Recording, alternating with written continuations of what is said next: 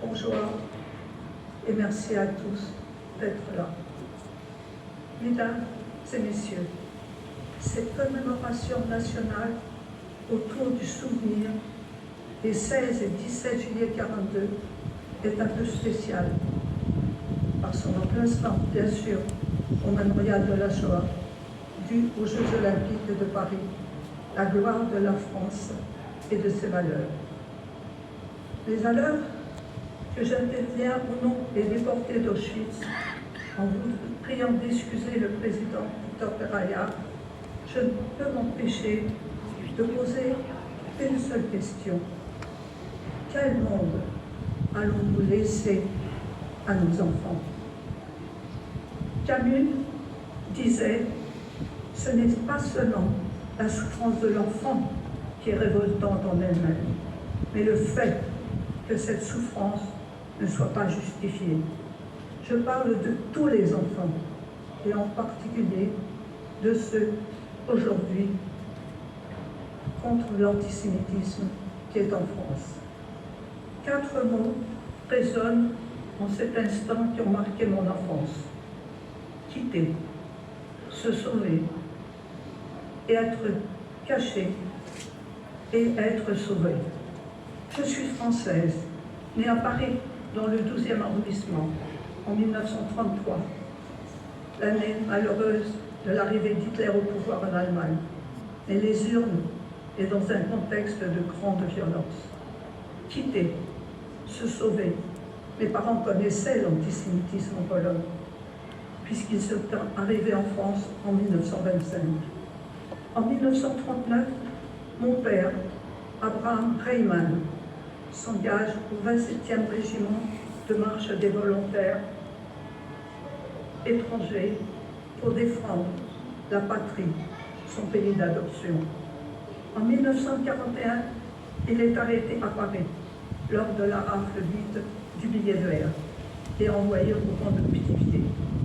En 1942, il est déporté par les nazis par le convoi numéro 4 pour une destination inconnue. Hélas, que je connais, c'était le camp d'Auschwitz-Birkenau. Il achève ainsi sa vie dans une chambre à gaz, tué parce que juif, lui, comme 1 million de juifs emmenés là-bas aux 4 coins de l'Europe.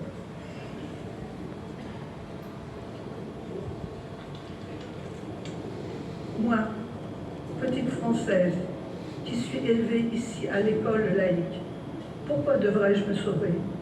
De quoi suis-je coupable? Déjà, je me souviens de l'humiliation du port de l'étoile jaune et de l'interdiction de pouvoir accéder au jardin public. Le 16 juillet 1942, la police française nous arrête à 6 heures du matin.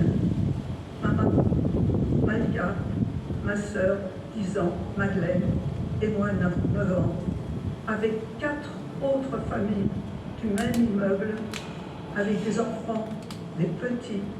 Personne n'est revenu, à part ma sœur et moi-même. Pourquoi ma petite voisine, Régine, 3 ans, blonde aux yeux bleus, qui stationnait avec moi rue du Temple, à quelques centaines de mètres, a été assassinée.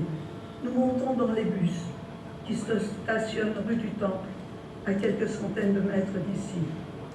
Il n'y a que des uniformes français qui agissent au nom de la collaboration. Dans ma tête, j'ai toujours mes 9 ans. Une partie du temps s'est arrêtée pour toujours à ce moment-là. Nous sommes emmenés au vélodrome d'hiver. Vous le décrire, je pense que c'est inutile. Tant de fois, cela a été dit dans les films et dans les livres, et en particulier ceux de M. Serge Klarsfeld, qui a tant fait pour faire connaître et reconnaître cette histoire terrible. Pour moi, c'est devenu, et ça reste, l'enfer de Dante. Pas de nourriture, pas d'eau, tellement de cris de désespoir. Assister à mes premiers suicides Et j'ai perdu ici, là-bas, tous mes repères, tous mes amis, toute la confiance en mon pays. Je l'ai raconté il y a quelques années dans ces mêmes circonstances. Puis, au bout de quelques jours, ce fut les wagons à bestiaux, où nous étouffions d'air, entre la gare d'Esterlis et le Loret. Vient alors l'internement derrière les barbelés. Pour nous, c'était le camp de Bonaroland, pendant plusieurs semaines. Heureusement qu'il y a eu le courage de ma maman, qui a réussi à nous en faire sortir de ce camp et à nous cacher chez des justes, à Vendôme, dans le Loiret. Oui, c'est juste.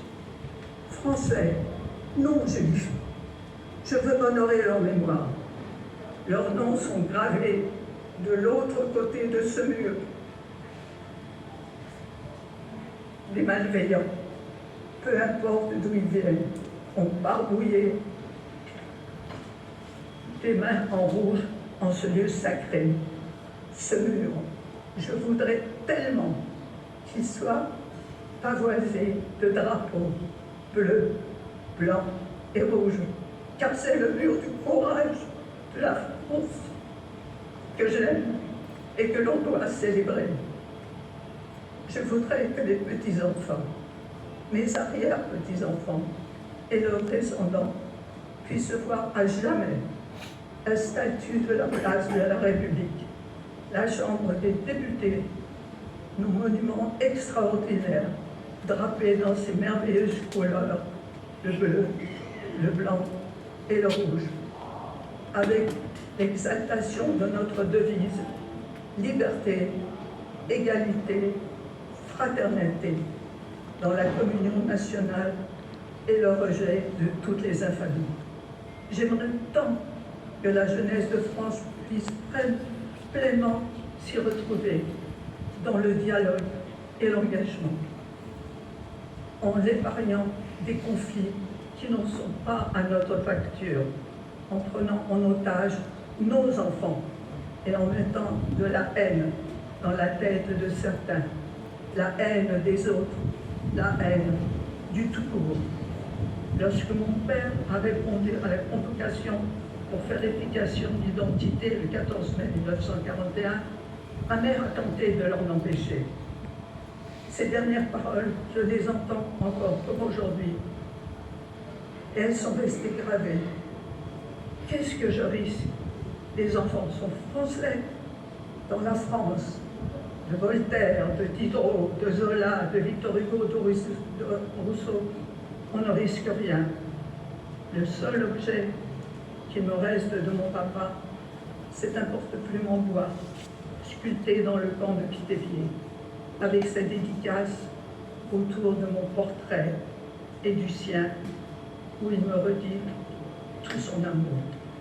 Ce porte-plume, c'est le symbole d'un homme qui croyait par-dessus tout au pouvoir de l'éducation et des mots, tous ces mots qui peuvent vaincre tous les obstacles et toutes les peurs pour construire un avenir meilleur. C'est cette promesse qui m'anime et qui nous oblige à ne jamais désespérer. Je vous remercie.